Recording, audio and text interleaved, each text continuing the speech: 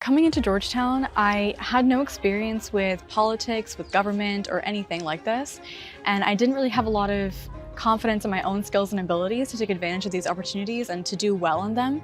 But one thing that I've learned in the past 4 years at Georgetown is that I do have the ability and the skills to become successful in whatever field I choose. The best thing about Georgetown is its location, the fact that it's in DC.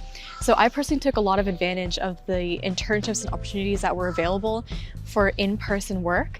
I have interned at state organizations, the White House in 2022 in my sophomore year. I worked in the intelligence community for about 1.5 years, and most recently I was a Pathways intern at USAID, their digital technology office. It's been a great opportunity to get hands-on experience, I think, with policy and work done in DC itself. If you're a Georgetown student and you've only studied these issues from an academic perspective in the classroom, it can be easy to have a more limited perspective and scope when you're evaluating an issue or even critically thinking about it.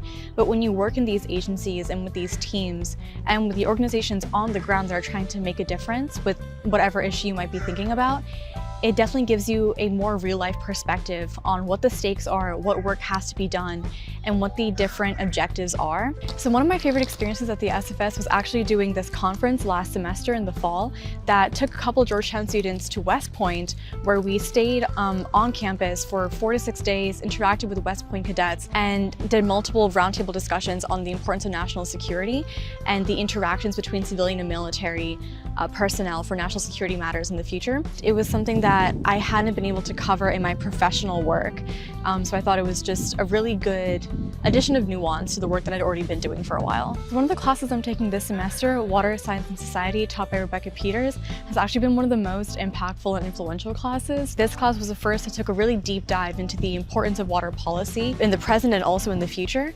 and that has really inspired me to consider working in water policy and maybe doing a graduate degree in that field. Professionally, one of my proudest accomplishments has been my work at USAID in the past few months.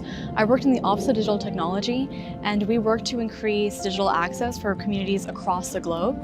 And although our work has kind of been halted and we're trying to find different alternative methods of increasing digital access and accomplishing the same goal, I was really proud of the progress that we were able to make even within a span of a few months. My family has definitely been my biggest support. When I didn't really have faith in myself and my ability to be the best intern, be the best employee, be the best student, my family did have that faith in me, and they were always the ones pushing me to reach a little bit higher and have a little more faith in myself. My advice to Georgetown students is to definitely draw a personal line and boundary between healthy competition and inspiration from your peers and those around you versus exhaustion and burnout.